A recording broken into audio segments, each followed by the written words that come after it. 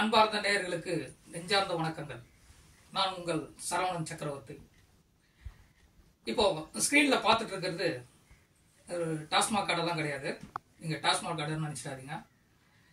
இது ஒரு நியாய விலை கடை, ரேஷன் கடை. ஒரு ரேஷன் கடை எந்த ஒரு பெயர் பலகையும் இல்லாமல், எந்த ஒரு போர்டும் இல்லாமல் இது சென்னை திருவான்மியூரில் இயங்கி கொண்டிருக்கிறது. இந்த கடைக்கு பார்த்தீங்க அப்படின்னா ஒரு போர்டு கிடையாது, சரிங்களா? இப்போ இந்த கடையில் வந்து ஒரு கோதுமை வாங்க போகிறோம், இல்லை அரிசி வாங்க போகிறோம். ஒரு கடை ஊழியர் இல்லைங்க இன்னும் ஸ்டாக் வரல அப்படின்னு சொல்கிறாருன்னு வச்சுக்கோங்களேன்.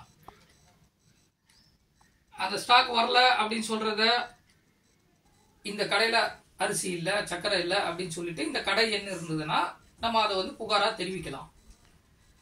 இல்லை ஒன்றுமே தெரியாமல் மொட்டை தாத்தா குட்டையில் உண்டாருன்ற மாதிரி திருவான்மூரில் இந்த சந்தில் இந்த கடை அப்படின்னு நான் சொல்ல முடியும். கடை ஊழியர் வந்து அந்த கோதுமையோ சர்க்கரையோ அந்த வட இந்தியர்களுக்கோ இல்லை வேறு ஒரு நபர்களுக்கோ விற்கிறாருன்னு வச்சுக்கோங்க. அதை எப்படி நீங்கள் தெரியப்படுத்துவீங்க? அதை எப்படி சொல்ல முடியும்? இன்றைய காலகட்டத்தில் குடிக்கிறதுக்கு டாஸ்மாக் கடை குடிக்கிறதுக்கு அதுக்கே ஒரு போர்டு இருக்குது. அது டாஸ்மாக் கடை அப்படின்னு போட்டு அதுக்கு ஒரு எண்ணு அப்படின்னு சொல்லி கொடுத்துருப்பாங்க. ஆனால் மக்கள் பயன்படுத்தப்படும் உணவுப் பொருட்களுக்கு ரேஷன் கடையில் ஒரு போர்டு இல்லை. இது எவ்வளவு ஒரு அவல நிலை பாருங்க. இது வந்து யாருடைய தவறு? அந்த கடை ஊழியரின் தவறா, அல்லது மயிலாப்பூரில் இருக்கும் ஆணையாளர் அவர்கள் தவறா, அல்லது கூட்டுறவுத்துறை அமைச்சர் சாமி அவருடைய தவறா, அல்லது முதலமைச்சர் மாண்புமிகு திரு மு.க. ஸ்டாலின் அவர்களின் தவறா? இது யாருடைய தவறு? எப்படி நீங்க சுட்டி காட்டுவீங்க? ஒண்ணும் இல்லைங்க. இப்ப இந்த கடையில வேட்டி சேலை தரல. இந்த வேட்டி சேலை தரல அப்படின்றதுனால பொதுமக்கள்லாம் அங்க வந்து ஒன்று கூடி கேட்கறாங்க, ஏங்க மற்ற கடைகள்லாம் கொடுக்குறாங்களே, இந்த கடையில மட்டும் ஏன் கொடுக்க மாட்டீங்க அப்படின்னு கேட்கறாங்க. அது ஏமா என்கிட்ட கேட்குறீங்க, அதை நீங்க அரசாங்கத்திட்ட கேளுங்க அப்படின்னு சொல்லிட்டு கடை ஊழியரும் அந்த அரசு அதிகாரியும் வந்து சொல்றாங்க. இது எவ்வளவு ஒரு அலட்சியமான கேவலமான வார்த்தை, யோசிச்சு பாருங்க.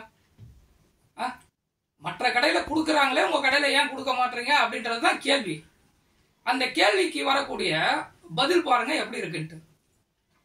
இதுதான் திராவிட மாடல் ஆட்சி. அதாவது அவருக்கு சொல்றாரு 1000 ரூபாய் கொடுக்கறதே பெரிய விஷயம், இதுல வேற வேட்டி சாலையெல்லாம் வேற கொடுப்பாங்களா அப்படின்னு அவ்வளவு கீழ்த்தரமா பேசுறாங்க. ஆனா கடையில கொடுக்குறாங்க. இது எதுக்கு இந்த வேறுபாடு? ஒண்ணு கொடுத்தா யாருக்குமே கொடுக்க கூடாது, இல்ல எல்லாருக்குமே கொடுக்கணும். ஏன் இந்த பாகுபாடு, இந்த வேறுபாடு? இதெல்லாம் முதலமைச்சருக்கு தெரியுமா, இல்ல தெரிஞ்சும் தெரியாம இருக்கிறாரா? இது ஒன்றும் புரியல. நிறைய டிவி செய்திகள்லாம் பார்த்தீங்க அப்படின்னாக்கா ரோபோ முதலமைச்சர் அப்படின்னு சொல்லுவாங்க. ஒருவேளை அந்த மாதிரி ரோபோ முதலமைச்சர் மாதிரி செயல்படுறாரா? இது கூடிய விரைவில் இதற்கு ஒரு தீர்வு நமது சேனல் மூலமாக நாம் இதை தெளிவுபடுத்துவோம். இன்னொன்று, இதை நீங்கள் வந்து சிஎம் செல்லுக்கு புகாராக சொல்கிறீங்கன்னு வச்சுக்கோங்களேன், அப்போ கூட ஒன்றும் நடக்காது. ஏன்னா நம்ம சேனல்லே நீங்கள் பார்த்தீங்க அப்படின்னா தெரிஞ்சிடும். ஒரு 2-3 சிஎம் செல் புகார் கொடுத்துருப்போம். அதுக்கு இதுவரையிலுமோ எந்தவித ஒரு ரெஸ்பான்ஸிலும் கிடையாது. இப்போ கொடுத்தோம்னா இது ஒரு புகார். இது மாதிரி நிறைய புகார் நம்ம சேனல் வாயிலாகவே தெரிவிச்சிட்டு இருக்கிறோம். ஏன்னா பொதுமக்களுடைய பிரச்சனைகளை எடுத்துக்கொண்டு போவது நமது நோக்கம். போற்றுவோர் போற்றட்டும், புழுதிவாரி தூற்றுவோர் தூற்றட்டும், ஏற்றது ஒரு கருத்தை எடுத்துரைப்பேன், எவர் வரினும் நில்லேன் அஞ்சேன் என்ற ஐயா கவியரசு கண்ணதாசன் அவர்கள் வரிகள் போல நம் பணியை நாம் சிறப்பாக செய்வோம். நன்றி, வணக்கம்.